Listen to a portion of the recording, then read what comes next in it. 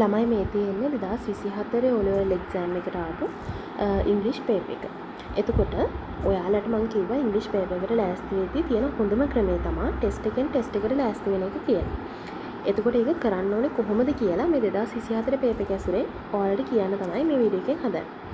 එතකොට ළමයි ඔයාලට මතක ඇති මම ඊට කලින් දාපු වීඩියෝ එකේ කිව්වා ඔයාලා බුක්ස් 4ක් හදා ගන්න ඕනේ කියලා. ඒ වීඩියෝ එක බලපු නැති ළමයි ඉන්නවා නම් channel එකේ බලන්න YouTube channel එකේ තියෙනවා ඔයාලා හදාගන්නනේ පොත් හතර මොනවද කියලා.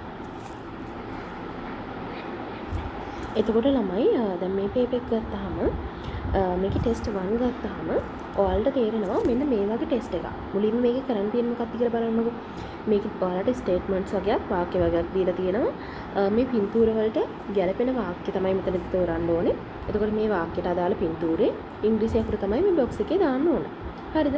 එතකොට ඔයාලා හිතන්න මේ ෆුල් ටෙස්ට් එකම ඉංග්‍රීසි වලින් නැතුව සිංහලෙන් තිබ්බනම් ඔයාලට මේකේ ෆුල් මාක්ස් ගන්න පුළුවන් නේද? එන්නේ ඒකට හේතුව තමයි දැන් මේ වචන වල සිංහල තේරුම දන්නවා නම් ඔයාලට මේකේ ෆුල් මාක්ස් ගන්න පුළුවන්. හරිද? ඒ නිසා තමයි මම ඔයාලට කිව්වේ අර මේ අමාරු වචන පොතක් හදන්න කියලා. හරිද? ඔයාලට මතක ඇති ඔයාලා පොඩි කාලේ ඩික්ටේෂන් එහෙම ලිව්වා. ඒකේ අරමුණත් ඒකයි. එතකොට ඔයාලා දන්නේ නැති වචන දාලා ඒක සිංහල තේරුම ලියලා ඔයාලා අමාරු වචන පොතක් හදාගත්තාම ඔයාලට සෑහෙන්න හොඳට මෙන්න මේ වගේ ටෙස්ට් එකක් කරගන්න පුළුවන්.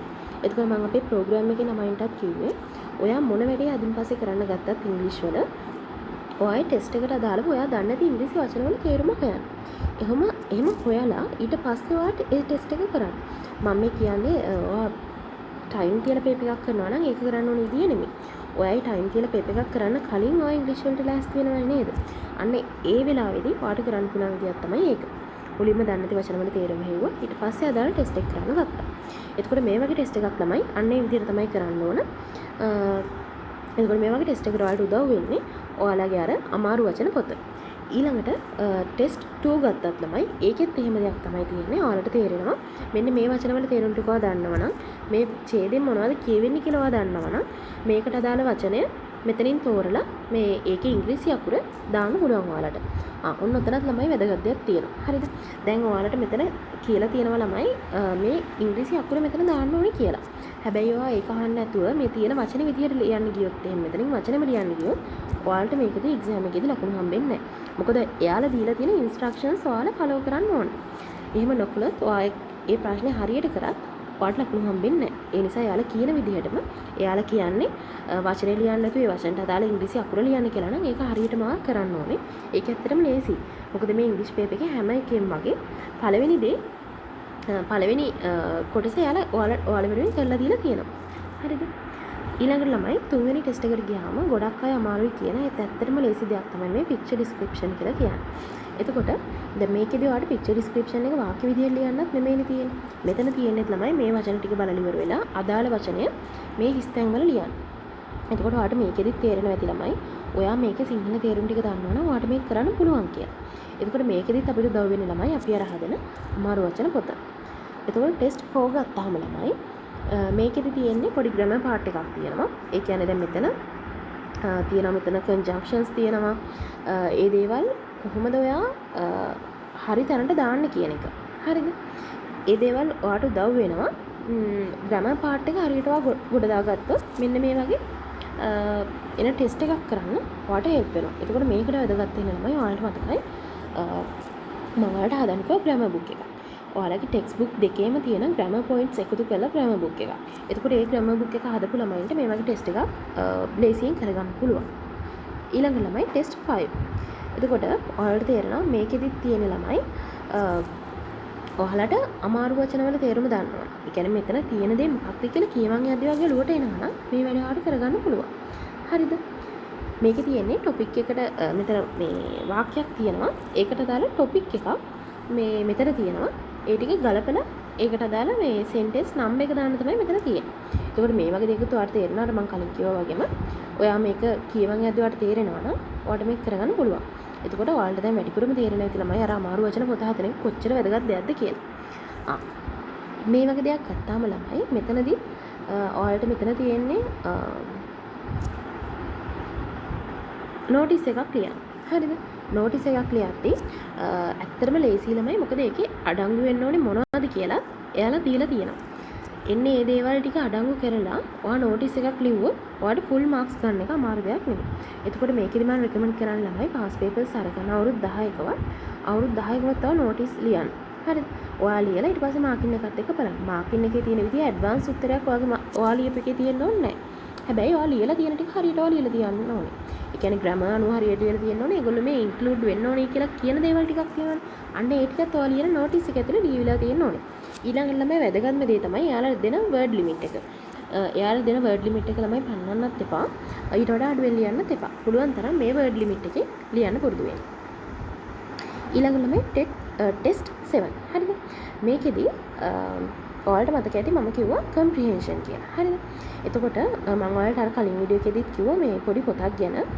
ඒ පොතේ ළමයි සෑහෙන්න තියෙනවා මෙහෙම පැසේජ් එකක් වගේ දීලා තියෙනවා. පැසේජ් එකක් නෙමෙයි පොඩි කතාවක් වගේ දීලා තියෙනවා. ඊට පස්සේ ඒකෙන් අදාළ ප්‍රශ්න අහලා මේ තියෙනවා ඒ දීලා තියෙන කතාවේ. හරිද? අන්න ඒ වගේ කීපයක් කරලා ගියාට පස්සේ මේ වගේ දෙයක් කරන එක තමයි ඇත්තටම හරිම ලේසියි. එතකොට මෙතනදී අනිවාර්යෙන් වැදගත් දෙයක් තමයි ඔයා මේ තියෙන වචනවල තේරුම දැනගෙන ඉන්න ඕනේ කියන එක. හරිද? ඊළඟට ළමයි තියෙන්නේ ඔයාලට පොඩි පැරග්‍රාෆ් එකක් ලියන්න. එතකොට ළමයි පැරග්‍රාෆ් එකක් ලියන්න කිව්වහම මේක ඡේදයක් වගේ ලියන්න හදන්න එපා. හරිද? මේ දීලා තියෙන ඉඩ ඔයාලට හොඳටම හොඳටම ඇති මේ වගේ අර වචන 50ක 60ක පැරග්‍රාෆ් එකක් ලියන්න. එතකොට මම දැකලා තියෙනවා සමහර ළමයි මේ තැන්වලත් ලියන්න යනවා. එහෙම ලියන්න ඕනේ නැහැ ළමයි. මේ ටික හොඳටම ඇති. මොකද එයාලා රචනාවක් ලියන්න කියලා නෙමෙයි මෙතන කියන්නේ. එයාලා කියන්නේ වචන 50ක 60ක පොඩි පැරග්‍රාෆ් එකක් ලියන්න කියලා. එතකොට මේ පැරග්‍රාෆ් එක ලියද්දී ඔයාලට මාතෘකා දෙකක් දෙනවනේ. එතකොට මෙයාලා කියනවා one of the following topics. හරිද? මේ දීලා තියෙන ටොපික් දෙකෙන් එකකින් තමයි ලියන්න ඕනේ. හරිද? එතකොට ඔයා මෙතනදී මොකද්ද බලන්නේ? ඔයා පළවෙනි ටොපික් එක කියවනවා. ඒකේ මොකක්ද අහන්නේ කියලා පොඩක් ඔලුවට දාගන්නවා. දෙවෙනි ටොපික් එක කියවනවා. ඒකෙන් අහන දේ ඔලුවට දාගන්නවා. එතකොට ඔයාට ඒ වෙලාවේදී එක්සෑම් එකේදී ඔයාට මේ ටොපික්ස් දෙකෙන් ඒ කියන්නේ වැඩිපුරම මොකක් ගැනද ඔයා දන්නේ කියලා පොඩ්ඩක් හිතලා බලන්න. ඒ අනුව වචන 50ක 60ක පොඩි පැරග්‍රාෆ් එකක් ලියන්න. ග්‍රැමර් හරියට ලියන්න. එතකොට ඔයාට ඒකේ දීලා තියෙන ලකුණු ටික ඔක්කොම ගන්න පුළුවන්. හරි ළමයි මේ කතා කරේ ෆස්ට් පේපර් එක ගැන. එතකොට සෙකන්ඩ් පේපර් එක තමයි මේ තියෙන්නේ. මේකෙදි ළමයි ඔයාලට තියෙනවා ටෙක්ස්ට් එක කියවලා ගැළපෙනම වචන මෙතෙන්ට දාන්න කියලා. එතකොට ඔයාලා අහලා ඇති ළමයි nouns තියෙනවා. එතකොට verbs තියෙනවා, adjectives තියෙනවා, adverbs තියෙනවා. ඔන්න ඔය වගේ කීපයක්ම තියෙනවනේ. ඔය පාර්ට් එකක් තමයි grammar වලට තමයි අදාළ වෙන්නේ. එතකොට ඔයා grammar පොත හරියට හදලා තියෙනවා නම් මේ වගේ එකක් ටෙස්ටිං කරගන්න පුළුවන්. හැබැයි grammar පොත හදපු පාළියට මෙහෙම එකක් කරගන්න බෑ. ඔයා අසන්න අවුරුදු 10කවත් pass papers practice කරලා යන්න ඕනේ exam එකට කලින්. එතකොට 10 වෙනි ටෙස්ට් එක. ටෙස්ට් 10. මේකෙදි තියෙන්නේ ළමයි verb එකේ correct form එක. එතකොට ඔයාලා දන්නවා tenses කියලා අපි කතා කරනවා ළමයි. අපි active voice කියලා කතා කරනවා. ඊළඟට passive voice කියලා කතා කරනවා. active voice වල ඔයාලා දන්නවා present tense වල අපි කතා කරනවා වාක්‍ය රටා 4ක් ගැන. ඊළඟට මේ past tense වලත් කතා කරනවා වාක්‍ය රටා 4ක් ගැන. ඊළඟට future tense වලත් කතා කරනවා වාක්‍ය රටා 4ක් ගැන. එතකොට ඊට අමතරව අපි මේ පැසිව් වොයිස් වලත් ඒ විදිහට කතා කරනවා. පැසිව් වොයිස් වල ඇක්ටිව් වොයිස් තරම් වාක්‍ය රටා ගොඩක් නැහැ. ඔයාලා ඒක දන්නවා. ඒ වාක්‍ය රටා ටික ඔක්කොම ටික ළමයි හොඳට පුරුදු වෙන්න ඕනේ. ඒ කියන්නේ වාක්‍ය රටා පුරුදු වෙනවයි කියන්නේ දැන් අපි ගත්තොත් එහෙම අපි කියනවානේ මේ present continuous වලදී am is plus ing කියලා. ඒ කියන්නේ verb එකට verb එකේ ing form එක තමයි දාන්න ඕනේ. හැබැයි ඕක විතරක් පුරුදු වෙලා හරියන්නේ නැහැ. ඔයා බලන්න ඕනේ එහෙම එකක් යෙදෙන්න. ඒ කියන්නේ present continuous tense එක අපි පාවිච්චි කරන්නේ මොන වගේ අවස්ථාවලදීද? මොන වගේ අදහස් ප්‍රකාශ කරද්දීද? ඔන්න ඔය විදිහට tenses ටික ඔයා හරියට කරගත්තොත් එහෙම මෙන්න මේ වගේ ටෙස්ට් එකක් ඔයාලට ලේසියෙන්ම කරගන්න පුළුවන්. ඊළඟට ළමයි තව අර පොඩි තියෙන ළමයි මේ වගේ දෙයක් කරද්දී මේ ඔයාලට මේ පොඩි ට්‍රික්ස් ටිකක්. ඒ කියන්නේ දැන් මොකද්ද am is වගේ වාක්‍ය මේ මොකද්ද තියෙද්දි ඊට පස්සේ එන verb එක ගොඩක් වෙලාවට ing එකක්. ගොඩක් වෙලාවට ing එකක්. අන්න ඒ වගේ පොඩි ට්‍රික්ස් ටිකකුත් පාවිච්චි කරන්න පුළුවන් මේ වගේ එකක් කරලා. ඊළඟට ළමයි මේකේ තියෙන්නේ ඒ වලට වචන ටිකක් දීලා තියෙනවා box එකක. එයාලා කියනවා මේ one extra word එකකුත් මෙතන දිනවලු. අමතර වචනකුත් තියනවලු. එතකොට මේ තැන් වලට ගැලපෙන වචනේ මෙතනින් තෝරලා ලියන්න තමයි තියෙන්නේ. මෙතනදී ළමයි කරන ලොකුම වැරද්දක් තමයි ළමයි වචනේ ලියලි ඉවරලා මෙතනින් කපන්න නැති එක. හරිද? කපනවා කියන්නේ මෙහෙම කපන්න යන්න එපා. ආයි බැලුවොත් පේන විදිහට නිකන් මෙහෙම තනියටකින් කපලා දාන්න. හරිද? එහෙම කප යන්න නැත්නම් ඔයාලා අර එකම වචනේ මේ දෙපාරක් භාවිතා කරන්න පුළුවන්. හරිද? එතකොට මේකෙදිත් ඔයාලට තේරෙනවා මෙන්න මේකේ තියෙන වචනවල තේරුම් ටික ඔයා දන්නවා. මේ පැසේජ් එකෙන් කියවන දේ ඔයාලට තේරෙනවා නම් ඔයාලට මේක කරගන්න පුළුවන්. ඒ කියන්නේ ළමයි අර මම කලින් කිව්වා වගේම අර වචන පොත හදන එක මෙතනදිත් වැදගත් කියලා ඔයාලට තේරෙන්නේ නැති. ඊළඟ ළමයි මෙතනදිත් කියන ළමයි correct verb එක දාන්න කියලා.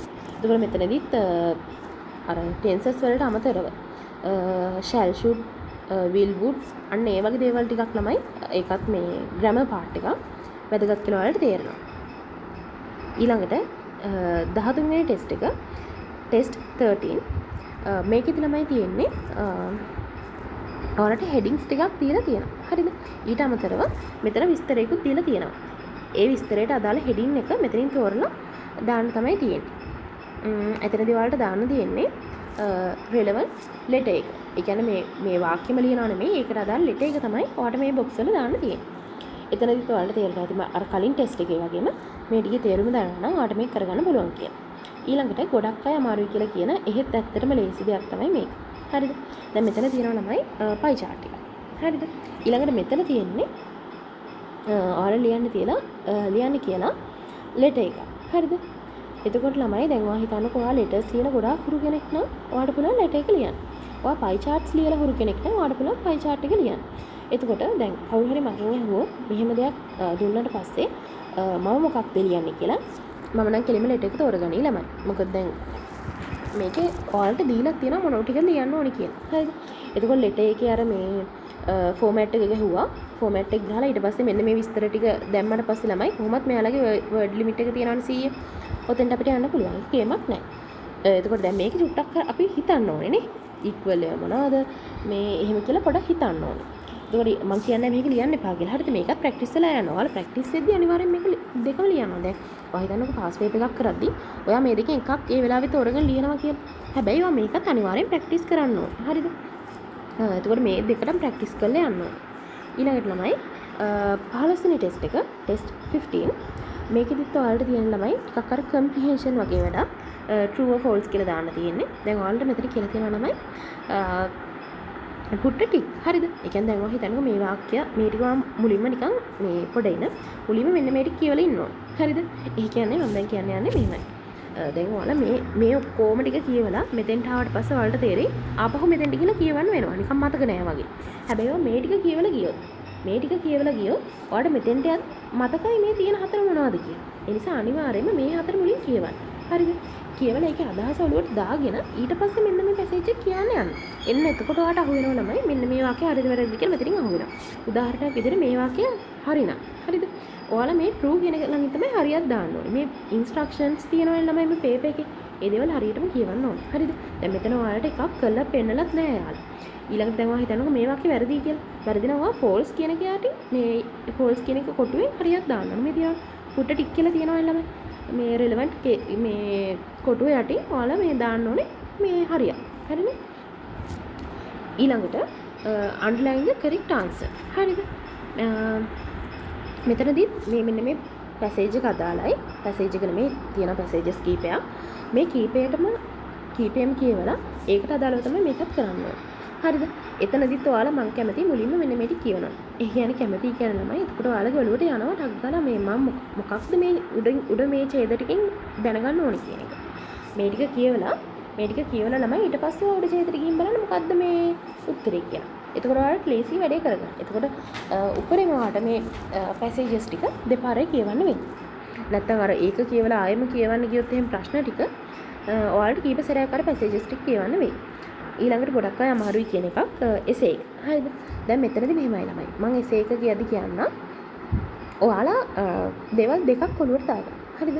ඔයා එසේ එක ලියද්දී මුලින්ම මේ ඔයා ටොපික් එක දැනගන්න ඕනේ. ටොපික් එකට අදාළ දේවල් ටික දැනගන්න ඕනේ. හරිද?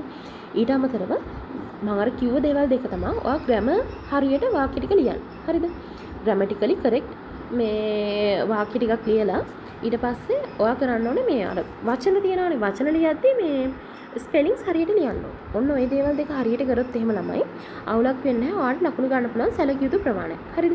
හැබැයි දැන් වාක්‍ය ග්‍රැමර් අනුව හරියට ඔයා වාක්‍ය ටික ලිව්වට ඒක එසේ එකට ගැලපෙන්නේ නැත්නම් ඒක හරියන්නේ නැහැ. හරිද? එසේ එකට ගැලපෙන විදිහේ වාක්‍ය ටිකක් ලියන්න ඕනේ. මෙතනදී ළමයි සමහරක් ළමයි කරන ගොඩක් ලොකු වැරද්ද තමයි එසේ ගෙදරදී කටපාඩම් කරන් යනවා. ඒ කියන්නේ ගෙස් වෙන එසේ එකක් හොයාගන්නවා ඒක කටපාඩම් කරන් යනවා. එක්සෑම් එකේදී වෙන එසේ එකක් අහලා තිබ්බත් අර කටපාඩම් කරන් අරන් ගියපු එක ලියනවා. වැඩක් නැහැනේ. අපරාධේ කාලේ. ඒ කියන්නේ කිසිම ලකුණක් හම්බෙන්නේ නැහැ එහෙම ලිව්වට. ඒ නිසා මම කියන්නේ දැන් එහෙම ගෙස් වෙන SS බලන්න එපා කියලා මම කියන්නේ නැහැ. හරිද? එහෙම ගෙස් වෙන SS තියෙනවා නම් ඒකට දාලා කරුණු ටික නිකන් හොයලා තියාගන්න. හැබැයි ඔයා මේ දැන් හරි සිංහල එසේ එකක් ලියද්දි ළමයි සිංහලෙන් අපි රචනාවක් ලියද්දි රචනාව කටපාඩම් කරන් යන්නේ නැහැනේ.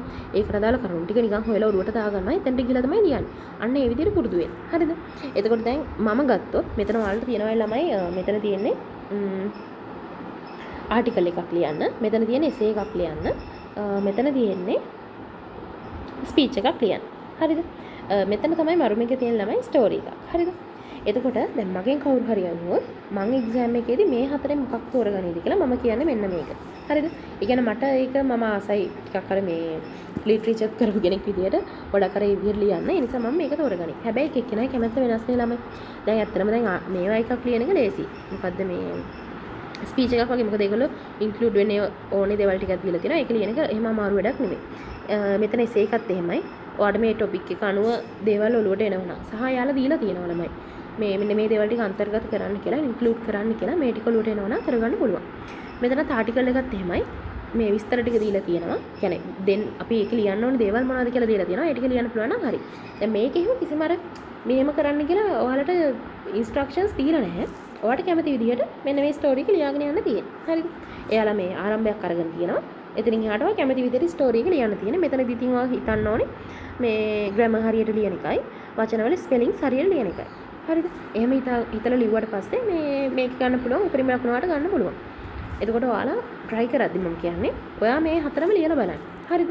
හතරම ලියලා ඔයා පොඩ්ඩක් බලන්න ඔයාට මොකද්ද සෙට් වෙන්නේ කියලා. දැන් ඔයා කියන්නේ කතාවක් ලියන්නේ අදි ළමයි කතාවේ මොකද්ද වෙන්නේ කියලා තවන්නේ කාර එමෙ හිතා ගන්න අමාරු කෙනෙක් නම් එහෙම ලියලා හුරු නැති කෙනෙක් නම් ඔයා මේක තෝරගන්න යන එක පොඩ්ඩක් අවදානම්. හරිද? ඊට වඩා ලේසි මෙන්න මේ වගේ එකක් බලලා ඉවරලා මේ දීලා තියෙන කරුණු ටික අන්තර්ගත කරලා ලියන එක.